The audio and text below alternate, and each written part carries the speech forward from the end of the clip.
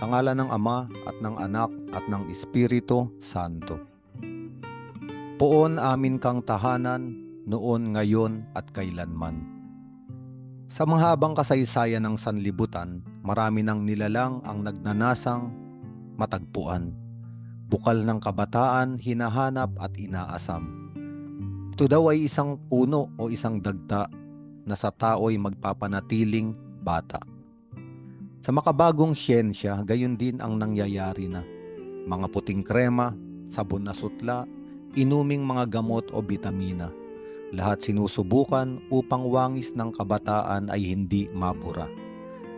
Tila ba kulubot na balat ay isang sumpa. Pagputi ng buhok, nais itago, iba't ibang kulay ang ipinipinta. Mga guhit sa muka ayaw ipaalam, hindi nais malathala. Baka malaman ng kapwa ang tunay na edad na dala ng katauhan niya.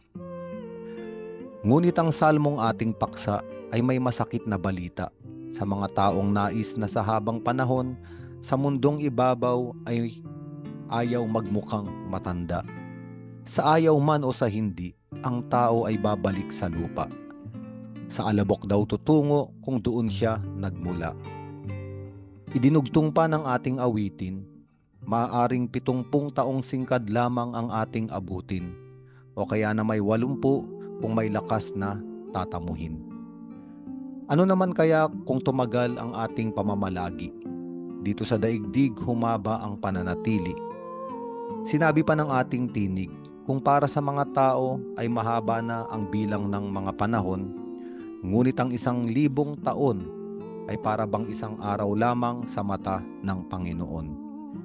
Isang kisap mata lamang, isang saglit sa magdamag, ito ay dumaraan at maglalaho ng hindi namamalayan. Kaya ang ating salmo, tayo ay sinasabihan, nag-aanyaya na tayo ang may kapal ang panalanginan. Poon amin kang tahanan, noon, ngayon at kailanman. Ang manahan sa piling mo ay higit pa sa 1,000 kaharian. Gayon din si Kristo noong kanyang ihayag, hindi sa lupa ang aking tahanan, wala rito ang aking kaharian.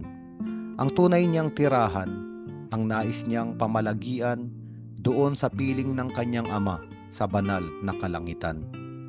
Kaya't huwag katakutan ang katandaan. Lumipas man tayo dito sa daigdigan, ang mahalaga ay pagnasaan tunay nating tahanan.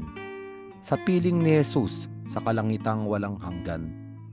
Sa mundong ito, tayo ay dumadaan lamang, mga naglalayag pansamantala, patungo sa totoong pamamalagian. Ngunit tahanang langit ay maaari na ring maranasan kahit dito pa man sa sanlibutang nilalakbayan. Kung ang may likha sa ating gunita at pananampalataya ay masusumpungan. Kung bibigyan siya ng puwang sa ating mga kalooban.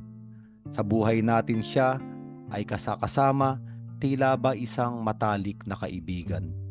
Kaya maaari natin sabihin, kahit dito pa man sa lupang tinatapakan, langit ay nakakamit na rin.